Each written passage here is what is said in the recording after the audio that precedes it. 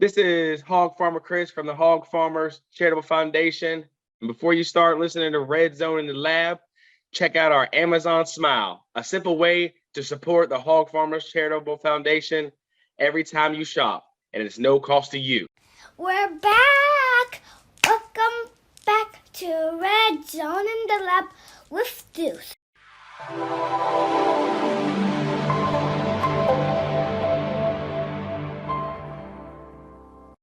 Welcome to a brand new season of the Red Zone in the Lab podcast, where nothing is off the table. We will be discussing entrepreneurship, education, Black history, health, movies, family, and of course, sports. So do yourself a favor, make sure you like, subscribe, and follow on all social media platforms, YouTube, Twitter, Instagram, and Facebook. And of course, you can always visit us at redzoneinTheLab.com.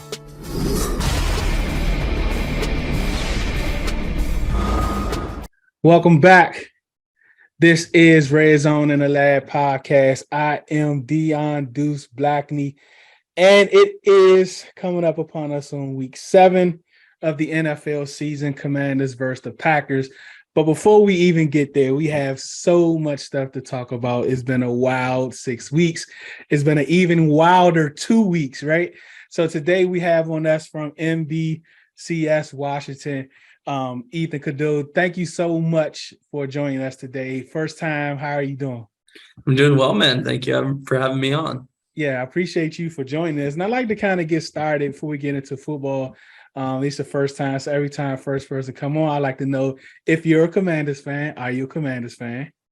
I grew up a Commanders fan, but covering this team the past 3-4 years, it's been like I've had to take the objective view on everything. So, I mean, I'd say there are like hints that it comes back every once in a while, but when I'm in work mode, I'm in work mode. But I definitely feel for all the Commanders fans and everything that's been going on the past few years and few decades. Honestly, it's been a lot. So yeah, it's been a whole lot. As far as like the Redskins, Washington football team, are you like second generation? Were you born into it? Did you pick it up along the way? Yeah. So my dad's had season tickets growing up that were passed down from his grandfather, which were passed down to when I was growing up. So I went to a ton of games all throughout my childhood and pretty much until I got to college and kind of started going into this sports media business. And then I actually interned for the team in 2016. So been around it for a while. Yeah, my parents are still pretty big fans. Well, at least I think they are. They the complaints are they gave up the tickets probably like 5 or 6 years ago. So that was a sad moment in the fam. But yeah, I mean, I was born into it. I grew up rooting for the team. Like I said, the 2012 season, I still talk about it to this day. Can still remember so many of RG3's back shoulder passes to Santana Moss and stuff like that. So it's been a wild ride. Speaking of RG3, we just signed a quarterback. We'll trade it for a quarterback this off season. We were told that this is going to be the guy to be able to open up the playbook, be able to push the ball downfield, because we know that's kind of Taylor's weaknesses, and we're gonna kind of talk about that a little more later also. But Carson Wentz 1 through 6 overall. Give me your take on Carson Wentz 1 through 6, weeks 1 through 6. If I'm giving him a grade like we're in school, I guess I'm giving him like a C+. Okay. He's had his moments. Obviously, week 1, the 4 touchdowns, that pass to Terry, coming back for that 49-yard or 51-yard touchdown, however long it was exactly why they went out and got him, because he can make that throw in between 2 defenders 45 yards down the field that no quarterback has been able to make in a burgundy and gold uniform for years. But then you also have, just going back to that same game, you have those back-to-back passes where he's intercepted, laid out route, the second one on the screen. Sure, it was a great play by Trayvon Walker, but that whole game was kind of a metaphor for what we were going to see the rest of the year. And in the Philly game, I thought it wasn't all his fault. The offensive line was getting crushed, but those sacks weren't all in the O-line either. He struggled.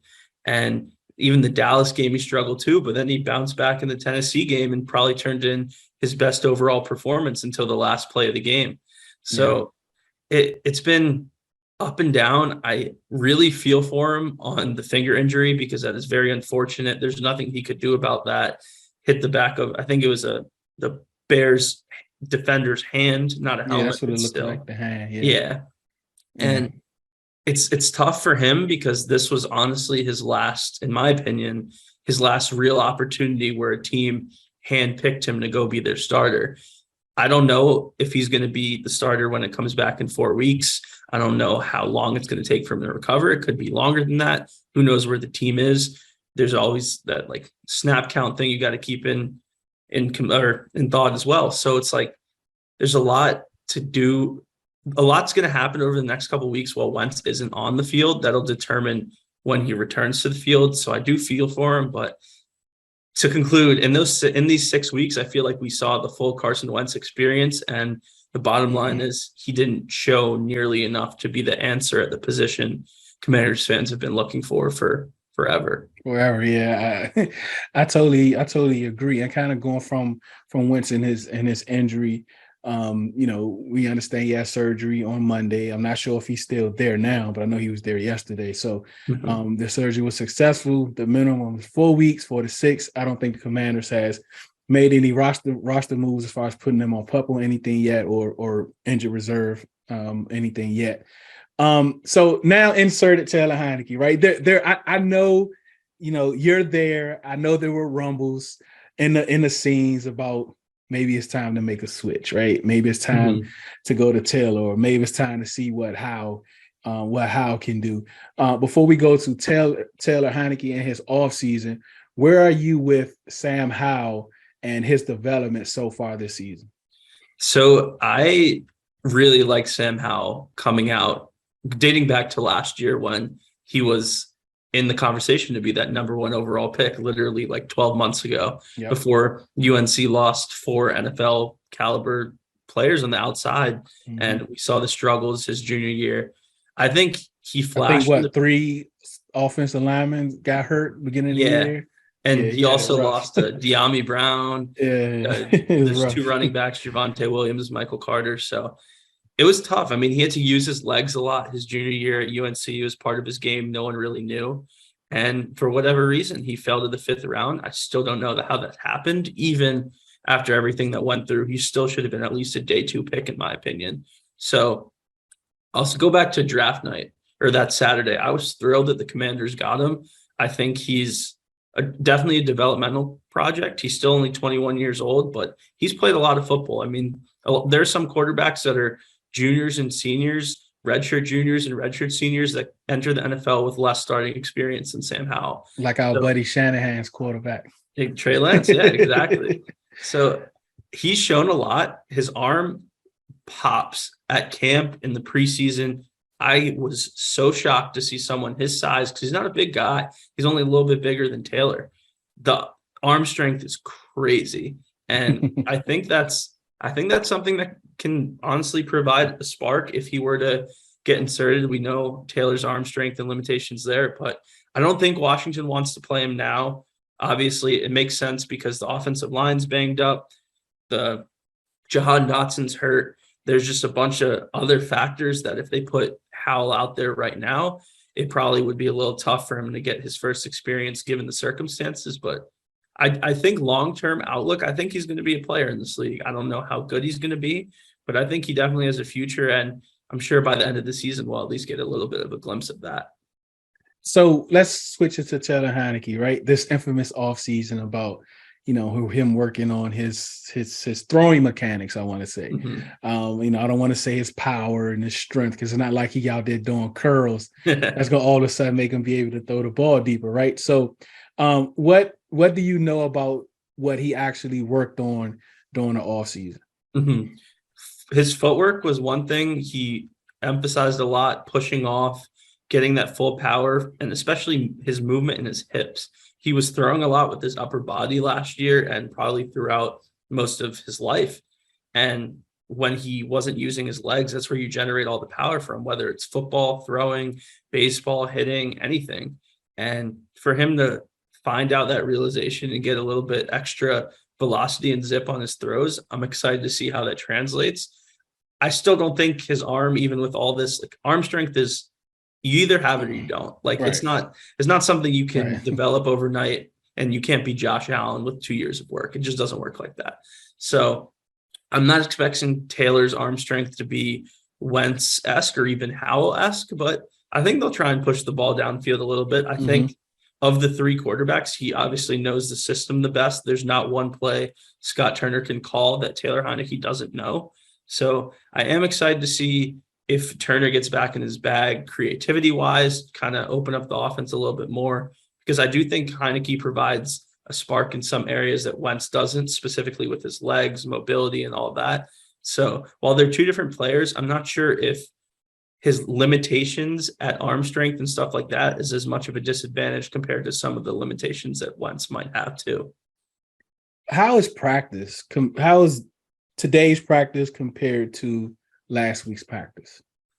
I mean, their practice is so similar every single week. I mean, the media were only allowed to be there for 25 to 30 minutes every day before we go inside. And like in training camp, we got to watch the whole thing. But now it's really just like individual works, running routes and stuff like that. And then we're inside. So the energy's good. There's music bumping. The drills are creative. I think they're doing a lot, but it's the same thing every week. Like, okay, nothing, I was thinking maybe crazy. more energy with Heineke. You know, is he like how does he address the team? Like how his I've heard like Taylor has this thing with him, right? He has this thing with him. Is that evident in practice compared to Carson Wentz's practice, or is it just the same? I wouldn't say it's evident in practice. Where it is evident, though, is in the locker room. Taylor Heineke is, even before he was the starter, he was already one of the most well-liked guys on the team. Everyone talked about it yesterday. They know when he does play, he's going to put his body on the line, diving for pylons, doing whatever to give this team a chance to win. And ever since 2020, he's earned that respect from all his teammates and stuff. But also, he's just like such a well-liked guy. Besides his great football story and his journey to get here, he's constantly talking trash with all the different position groups, like playing cornhole, doing these games in the locker room. Everyone knows him. I haven't heard one person say a bad thing about him. So I think while he's not like, this wasn't a shot at Carson. Like, it's not like the players didn't rally around Carson, but with Heineke under center, there's like a new sort of like second energy. Like, hey, like this guy's a gamer. We see the energy he's going to give. Let's match it and let's see where it goes. So, I mean, call me just like a prisoner of the moment, but I'm excited come Sunday. I'm excited too. And I don't know. I'm trying to keep my composure because I know, and I've seen this experiment before, but it's just something about gamers, right? It's just something about people that just get pumped for me that kind of gets me excited, and I'm excited for Taylor. But do you sit back and say, man, these walls just need something? Feel like it's time to freshen up your place with something new? If your answer is yes, then it's time to call Rob of Lewis Paints Plus, the accent wall expert. Rob will even give you a free estimate on how he can transform those boring walls in your home. To book today, call 240-418-5241 or reach out on Instagram at Lewis Paints Plus. And for 10% off, tell him Red Zone sent you.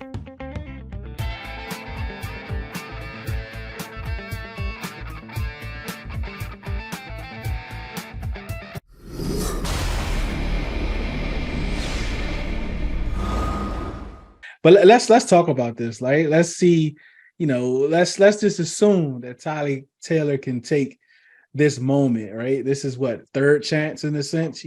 Carolina, he comes back in 2020, and well, that's his second chance. Third chance last year after Fitzpatrick, and then here we go again, like a fourth chance. It just seems like he keep getting these chances, and let's say he's able to really flip this chance, and let's say, the next 4 or 5 games he goes, 2-3 or 3-2. Let's talk about Taylor Heineke versus Carson Wentz versus the second round pick. Yeah, I mean, it's his job right now. And if they win some games and he performs well, there's really nothing Carson did over the first 6 weeks. It's like, we must go back to him when he comes back. It's not like it's a Cooper Rush, Dak Prescott situation where even with Cooper Rush playing admirably and decent. Like, that's Dak's team. He's a much better player than Cooper Rush, and it was always going to be his job when he comes back. I don't know if that's necessarily the case here. Wentz, yeah, he has more physical tools and all that, but we've seen what Heineke can do. And last year's offense, with a lot less talent across the board, was putting up very similar numbers, if not a little bit better than what we've seen this year.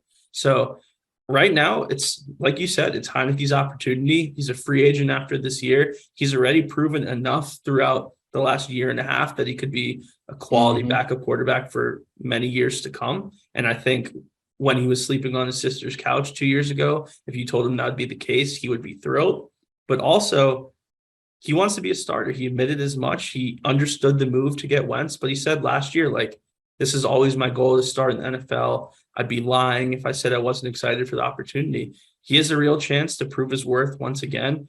He could be a very good placeholder for a team that wants to find a franchise quarterback or draft a guy that maybe is not quite ready. So all the ball's in his court right now, and that's why I'm so excited, honestly, because I think he knows that. I think he's going to give whatever he has, and I wouldn't be surprised if he leads this team to a few more wins than maybe number 11 would have. Yeah, and I'm beginning to think that maybe he was supposed to be the bridge, right? Maybe he was supposed to be the bridge guy to come in, but I think Ron really wanted quote unquote franchise guy, somebody that's dumb and big on. I think that's what Ron Rivera had. But when we talk about that second round pick, I mean, it ain't like we've been hitting on second round picks, right? Yeah. So I don't know how big of a deal that is, but and we know if this injury didn't happen, it'll be around week 12 when Carson gets to the threshold, when the third round pick turns to a second round pick. So where is Ron Rivera and company when it comes to that? Because I know he's been asked that question multiple times, and you're there. I mean, we can see it on TV, but you see it live. Like, what's his approach to that second round pick? He has taken the mindset that we're here to win. We're going to do whatever it does to win this year. He's never really been like, hey, if we're like 2-9, we're going to bench Wentz to preserve that pick. And the reality is, though, if they're that record 2-9 or whatever, who knows if he'll be here next year. But in terms of if his job is safe and he gets more time to build this organization and try to build the culture he's been trying to establish, I think it'd be organizational malpractice if you trotted Wentz out there. If you're out of the playoff race, have him eclipse at 70% snaps, and then you lose that pick. I mean, sure, the history of Commanders' third round picks recently has been a lot better than second round picks, but you can't take that into consideration. You want the second round pick. I mean, you're normally drafting a guy who's a tier or two more talented than the guy you're getting in the third round. So that's definitely a fascinating storyline. I think this injury from Wentz, if it's on the longer side of recovery, 6 weeks maybe, that could be enough to make it impossible for him to eclipse that 70% threshold, even if he does play the rest of the year. But I don't really think that's on the coaches' minds right now. I think they're trying to win with Heineke. And if they win with Heineke, who says they go back to Wentz anyway? Yeah, I agree. And I kind of look at I'm just looking at 6 games, right? 4 to 6. I'm looking at 6 games. And if Taylor goes 4-2, 3-3, I say you keep him in, especially if he's the reason why they're winning those games and not the reason why they're losing. But if they come out like 1-5, then I think it's time to see how. So I think whatever scenario you kind of look at, I think Carson is done here. Yeah, I agree. I can't imagine a situation where Carson comes back and it's automatically his job unless they win a few games and then Taylor gets hurt or something. Because if they win a few games and unless the defense goes full like 85 Bears and carries them to victory, it's going to be largely due to what Heineke does. I mean, this offense has a ton of talent next to him, and it's going to be very hard for Ron to look his team or his players in the eyes and say, we're putting Carson back under center if Heineke succeeds. But also, like I said, if they struggle, what's the point of throwing Wentz back in here if you can cut bait with him at the end of the year? Heineke's a free agent. He's not guaranteed to come back. Sam Howell's the only guy you have under contract right now for 2023. You got to see what you have it in, because if you're not confident in his growth and development, that first round pick, I mean, CJ Stroud, Bryce Young, those guys are looking looking good, pretty right? over there. And you don't want to put yourself back in a 2020 situation where, I mean, I still to this day believe Chase Young was the right pick. That's a whole nother discussion, but you don't want to be in that spot where you think you have a guy or someone who could be the guy, so you pass up on a Justin Herbert or someone like that. And I think this quarterback class is a lot better than last year's. I think Will Levis, Bryce Young, and CJ Stroud could all be legit Pro Bowl caliber quarterbacks. So that's something you got to keep in consideration. Is there any way where there's not Ron Rivera year 4 here? I don't think so right now. Every time people have asked me, like, do you think Ron's in the hot seat? I don't think so. I think this organization is going through so much other stuff that matters way more off the field than what is going on. And if this wasn't the Commanders and this wasn't this organization, his seat would probably be pretty warm right now. You're in year 3 of your rebuild, and teams in your division that are in year 1 are running laps around you. But I think they're going to at least give him a year 4. I don't know if he should be the one who continues to make all the personnel decisions. I think that could be a change coming forward because this roster just honestly lacks talent compared to some of these other teams in the division and in the NFC. But I think right now I'd bet good money that he's back here next fall. Yeah, that's the whole thing with me. And I know on field, if this was any other organization, he'll be in a hot seat. But it's just like so much going on. And I just don't think, Dan and company just has the time to search for another head coach. Not saying they can't find nobody. You always find a head coach, right? But it's just somebody that you want. You want someone that's going to be able to have a backbone, especially when it comes to Dan Snyder. If anything, I think coordinators would be fired before him, but it looking like there's more so his extended coordinator is the one that's looking like he's on a hot seat, and not Jack Del Rio. But we know Ron is a loyalist exactly to a fault. Yeah. So I just it's so many different ways we can look at this season. If it goes this way, would he do this? Would he do that? But what's the ultimate? Like, is there any type of scenario where you can say that Dan is like, you know what, that's it, I can't take it, you're fired, and just blow it up? Yeah, I mean, 3-14 maybe. Yeah, like dead last conversation for number 1 pick. I would say that's a possibility, but I don't see it yet. A lot more has to explode on the field. Me either. I don't see it yet at all. So Ethan, coming into this game, and we know Taylor has more weapons than what he had last year. What are you expecting to see from this offense? A lot more play action. And part of the reason I say that is not because Wentz isn't good at play action. I actually think he's decent at it. Taylor's ability to run the football and use his legs is an added element of this offense that they badly missed this year. I mean, there's just so many times I've seen Wentz get sacked where I'm like, man, maybe Taylor could have got out of that or something like that. We're not going to see the deep vertical pass down the field like we saw in week 1 and week 5 with that De'Ami Brown pass. But I think there's going to be a lot more success on the intermediate routes. I think there's going to be a lot more creativity. And I think there's going to be a lot more use of Antonio Gibson, honestly. I think the coaching staff realized, like, yeah, we like the way Brian Robinson runs, but Antonio Gibson's way too talented to be getting 5 or 6 snaps each half. Exactly. He needs the ball. He needs to be in space. And when he's in space, he's arguably the most dynamic player this team has on offense. So I wouldn't be surprised if they lean on 2-4 a lot more. And also they got to give Terry the ball. It's ridiculous how few targets he gets. And one stat I did see that I like to share is of all the quarterbacks Terry has played with, his target percentage has been the highest with Taylor Heineke under center. And especially if Jahan doesn't play this weekend, I expect 17 to get peppered with targets. Yeah, that's one thing I said when when the news broke about Wentz getting hurt. You're not gonna worry about Terry not getting targets now. Taylor love throwing it up wherever he is, he'll throw it up to him to get the ball to Taylor. Just before we go, Ethan, I know you were at practice and Of course, we saw the video clip with Jahan Dotson kind of re-aggravating that hamstring. So I don't think he's going to go. I guess it just kind of depends. But yeah. But my other concerns is Sam Cosmi, Logan, and Bates. What is it looking like with those three guys for Sunday?